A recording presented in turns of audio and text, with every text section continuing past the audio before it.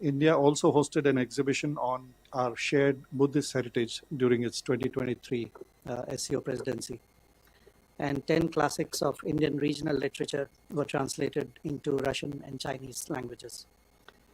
Also during that presidency, the city of Varanasi was designated as the first ever cultural and tourism capital of the SEO during the year 2022-2023.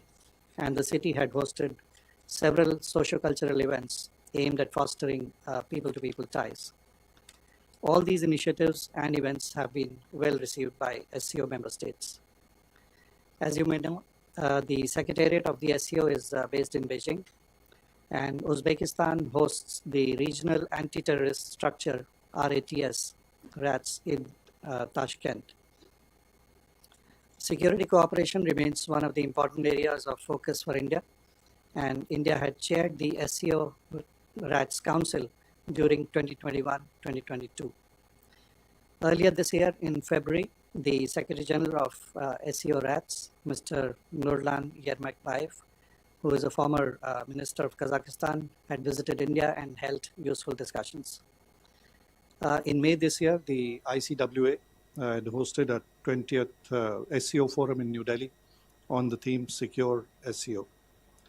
In recent months, India has participated at ministerial level, senior level, in several ongoing processes of SEO. This includes the meetings that were where the Indian delegation was led by NSA, Raksha Mantri, and External Affairs Minister in their relevant SEO formats. The program elements for the upcoming 25th SEO Summit in Tianjin include a welcome banquet dinner in the evening of 31st August, and the main summit will be held on the next day, Monday, 1st September. And in addition to these, Prime Minister is expected to hold some bilateral meetings on the sidelines of the SEO Summit. Thank you. I'll stop there. Floor is open for questions. Okay. Question there, right behind. Dhera, behind you. Yes.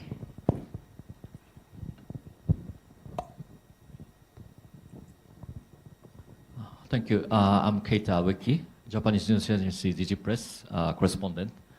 Regarding the bilateral meeting, India and Japan. So India and Japan are also member of Quad. So will Prime Minister Modi invite Mr. Ishiba to Quad Summit, which will be held in India later this year?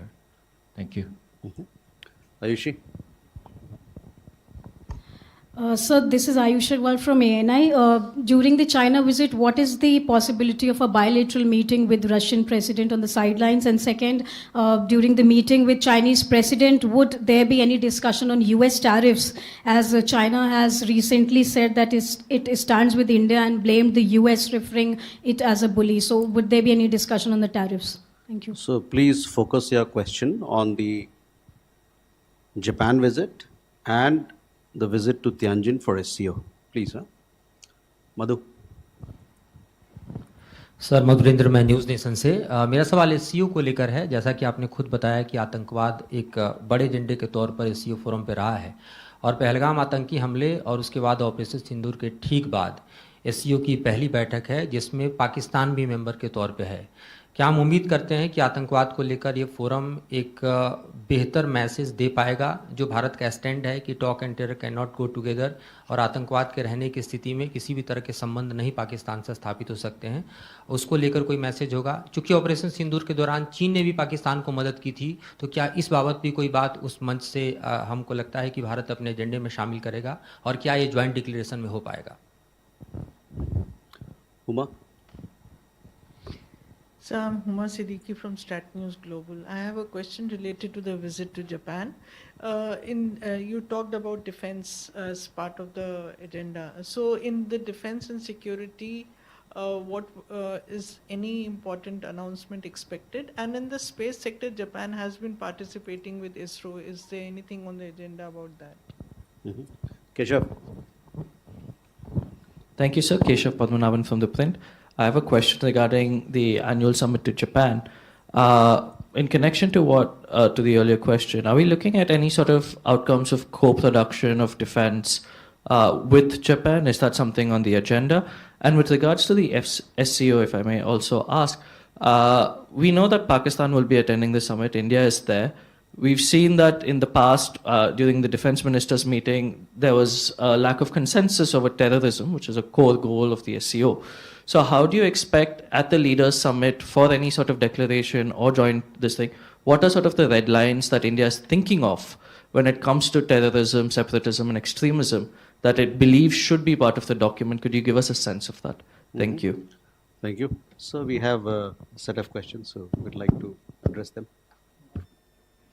Okay, let me address a few of the questions. I think question from our friend back there on the Quad. You're aware that the Quad is indeed an important platform for working on and promoting peace, stability, prosperity, and development in the Indo-Pacific region. In more recent years, its agenda has expanded to take on issues of practical cooperation, if I can call it that, and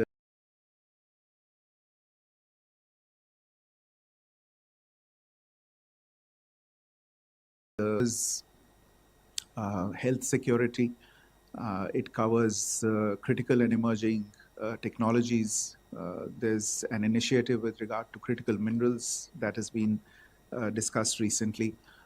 Overall, with regard to how to make supply chains more resilient, and also infrastructure development.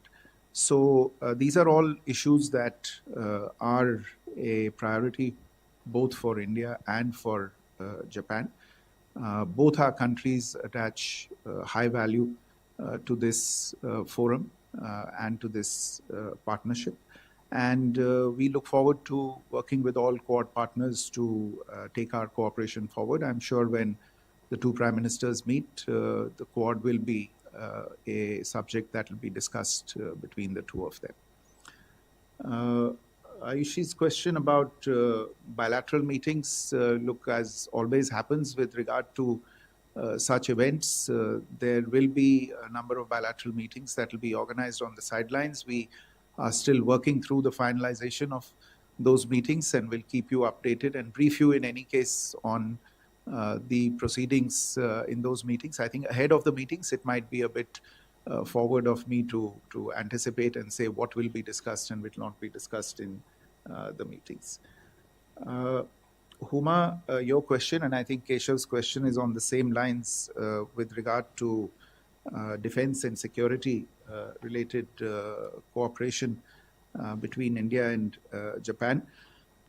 This is indeed emerged as an important pillar of cooperation between the two countries in recent years. There was a meeting between the defense ministers of the two countries that was held just recently in May of this year, where the two sides were able to review a whole host of issues, operational engagements between the two sides, but more importantly, defense equipment and technology collaboration, which is an important part of the overall defense and security engagement between the two sides.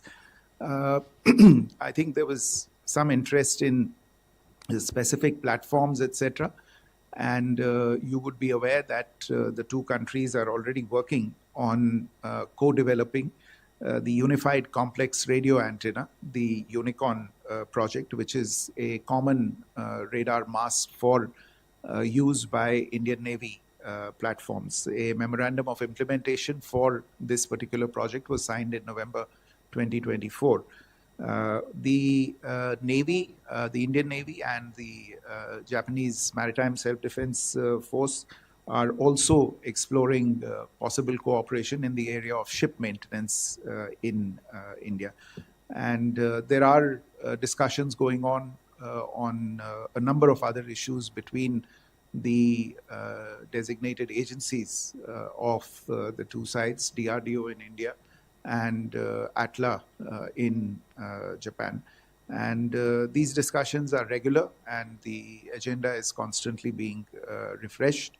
and they remain engaged on it. I think there was a reference also to space. So the ISRO and the Japanese Space Agency are working together on something called LUPEX, which is the Lunar Polar Exploration Mission, and this is being pursued in tandem with India's Chandrayaan 5 mission. This is an area of some importance, also because it affords an avenue for Indian space startups to actually deploy their capabilities and their capacities in this important area. I want to take the SEO question. आपका प्रश्न जो आतंकवाद के बारे में था, जैसा मैंने कहा कि एससीओ जब स्थापित हुआ था तब उसके एक मेन उद्देश्य में था कि कैसे पीस एंड सिक्योरिटी को जो चैलेंज है फ्रॉम टेररिज्म, सेपरेटिज्म और एक्सट्रीमिज्म, उसको कैसे काउंटर किया जाए. And this challenge remains. The security of the region remains a priority for the SCO members. In the past, there has been a strong condemnation of terrorism, including cross-border terrorism, in the statements that have been finalized, including the joint statement that I referred to, which was finalized during our presidency of the summit, 23rd summit. जहाँ तक अभी ताल्लुक है of the declaration at this summit, that is under finalization, the text. We are working with other members and partners to see that there should be a reiteration of the strong condemnation of terrorism, including cross-border terrorism. But the text is under finalization. With that, ladies and gentlemen, we come to the close of this press briefing. We shall keep you updated. We are running short of time, so we'll take all the questions. We have press briefing there, also one in Japan. So thank you very much.